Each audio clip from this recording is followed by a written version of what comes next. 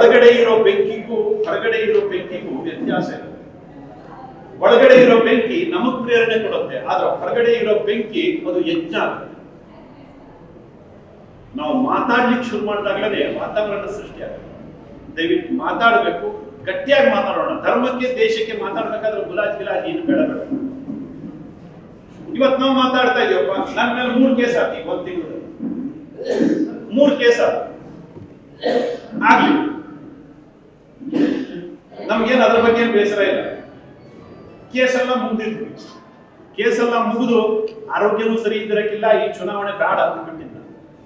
ಎಷ್ಟೋ ಮಂದಿ ನಮ್ಮ ಮಂದಿ ಕೂಡ ಹೇಳಿದ್ದೆ, ಈ ಚುನಾವಣೆ ಬೇಡಪ್ಪ, ಸಾಕು, ನಮ್ಗೆ ಅಡ್ಡಾಡ್ಲಿಕ್ಕೆ ಆಗಾಗಿಲ್ಲ, ಆರೋಗ್ಯವೂ ಸರಿ ಇಲ್ಲ ಅಂತ ಬಿಟ್ಟಿದೆ. ಅದು ಹ್ಯಾಕ್ ಬಂದು ನಿಂತ್ಕೊಂಡು ನನಗೇನು ಗೊತ್ತಿಲ್ಲ. ಎಕ್ಸ್ಲೇಟ್ರು ನನ್ನ ಕೈನಲ್ಲಿಲ್ಲ, ಸ್ಟೇರಿಂಗು ನನ್ನ ಕೈನಲ್ಲಿಲ್ಲ. ಇವ್ರು ಹೇಳಿದ್ರು, ಗೌಡ್ರು ಹೇಳಿದ್ರು, ಅನಂತಕುಮಾರ್ ಹೆಗ್ಡೆ ಅವರು ಮತ್ತೆ MP ಆಗ್ಬೇಕು ಅಂತ. ಟಿಕೆಟ್ ನಾನು ಇಷ್ಟರವರೆಗೆ ತಂದಿಲ್ಲ. ಯಾರು ಚುನಾವಣೆಯಲ್ಲಿ ನಿಲ್ತಾರೋ ಬಿಜೆಪಿ ಪರವಾಗಿ, ಅವ್ರ ಪರವಾಗಿ ನಾವು ಕೆಲಸ ಮಾಡೋಣ ಅಷ್ಟೇ.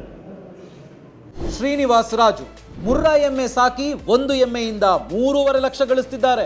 ನೀವು ಕೂಡ ಅವರಿಂದ ಕಲಿಬೇಕಾ? ಅವ್ರ ಜೊತೆ ವಿಡಿಯೋ ಕಾಲ್ನಲ್ಲಿ ಮಾತಾಡಬೇಕಾ? ಈಗಲೇ ಫ್ರೀಡಮ್ ಆ್ಯಪ್ ಡೌನ್ಲೋಡ್ ಮಾಡಿ. ಅವ್ರ ಸಲುವಾಗಿ ನಾವು ಕೆಲಸ ಮಾಡೋಣ. ಬಿಜೆಪಿ ಗೆಲ್ಲಬೇಕಿಲ್ಲ. ದಯವಿಟ್ಟು ಇದಕ್ಕಿಂತ ಜಾಸ್ತಿ ನಾನು ಹೇಳಬೇಕಾಗಿಲ್ಲ.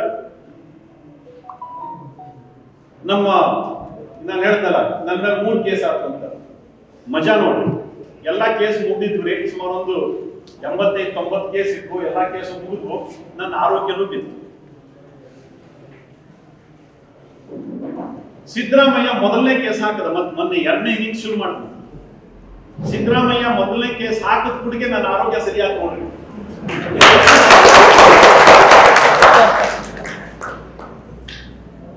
ನಾನು ಅಂದೆ, ಹಾಕಲೇ ಮಗನೇ, ನೀ 8 ಕೇಸ್ ಹಾಕಿ ಹಾಕಲೇ ಮಗನೇ ಅಂತ. ಕೆಲವು ಮಂದಿ ನಮ್ಮಲ್ಲಿ ಸಜ್ಜನರು ಅಂತ ಇರ್ತಾರಲ್ಲ, ಅವ್ರಿಗೆ ಸ್ವಲ್ಪ ಬೇಸರ ಆಗತ್ತೆ. ನಾವು ಅವನಿಗೆ ಮಗನೇ ಅಂತ ಕರೆದಿದ್ದು ಸಿಟ್ಟು ಬಂತು, ಬೇಜಾರಾಗುತ್ತೆ. ಅಲ್ರಿ, ಸಿದ್ದರಾಮಯ್ಯನಂತಹ ಮನೆ ಮುಡುಕರಿಗೆ, ನಮ್ಮ ದೇವಸ್ಥಾನದ ದುಡ್ಡು ತಗೊಂಡೋಗಿ ಮಸೀದಿ ಕೊಡೋ ಮನುಷ್ಯನಿಗೆ, ನಮ್ಮ ದೇವಸ್ಥಾನದ ದುಡ್ಡು ತಗೊಂಡೋಗಿ ಚರ್ಚ್ ಕೊಡೋ ಮನುಷ್ಯನಿಗೆ ನಾನು ಬಹುವಚನ ಕೊಟ್ಟು ಗೌರವದಿಂದ ಮಾತಾಡ್ಲೇನು? ಅಪ್ಪ, ಅಜ್ಜ,